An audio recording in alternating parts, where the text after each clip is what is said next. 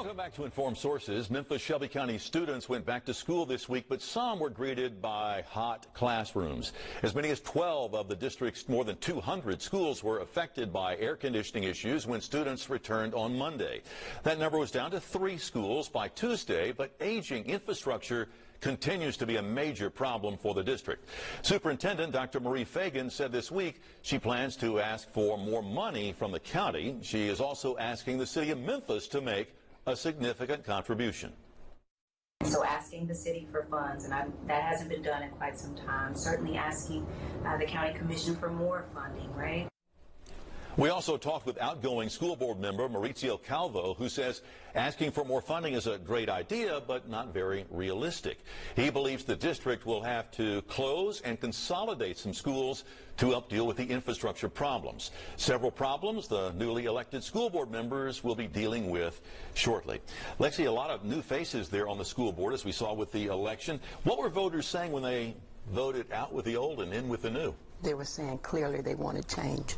What kind of change do you think they're expecting? I think it was an anti-incumbency move. I think that with all the issues, for example, Ms.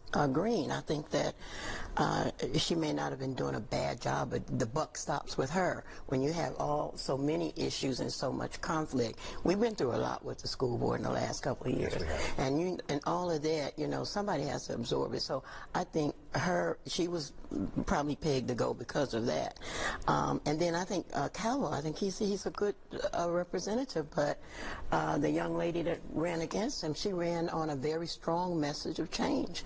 And I think that's how that happened. And I think just looking at, we had Kevin Brooks pull out, so that kind of paved the way for Mr. Porter, who had, tried to run 3 or 4 times. So I think it was just really a very strong message of looking for change. And I really hope that these new change and these people working with the new superintendent will be able to come up with some more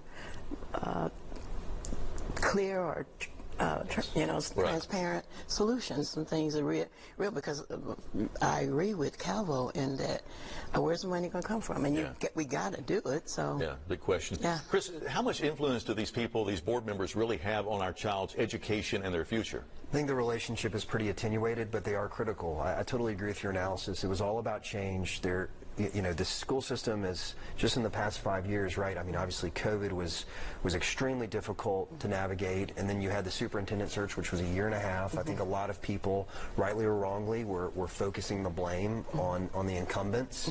Calvo was an appointee. He did not have a ton of name recognition, so he wasn't an entrenched incumbent. I think Kevin Woods had been on the school board for 10 years, so it's a total change. It's a lot of new faces. So how do they fix the problems that I was about to say, are addressing? I don't know. Can you go to the county and ask for more? They're already putting, in fact, the budget of the school district is bigger than police, it's bigger than fire. Yes. It's $1 billion. Well, the city, we did this years ago. The city used to fund the schools. It's not going to get into that again. You can always ask, and I don't criticize her for asking. That's what I would do, but that's not going to happen most likely. The county, nobody wants a tax increase. Mayor Harris has been very careful about not raising county taxes, which are the disproportionate funding source for our schools. I don't know where you get the money. And the problem here is, as most of people know, the student population in Memphis Shelby County schools is declining. So you have tons of schools, tons of facilities, a lot of deferred maintenance, but a smaller pool of students. I don't know what they're going to do. I have been impressed with the new superintendent. I feel like she's been very proactive. She's been very inventive. I love the idea of bringing all the people at headquarters and put them back in the classroom. We need someone to shake things up and think outside of the box. She's doing that. Yeah, she's certainly doing that.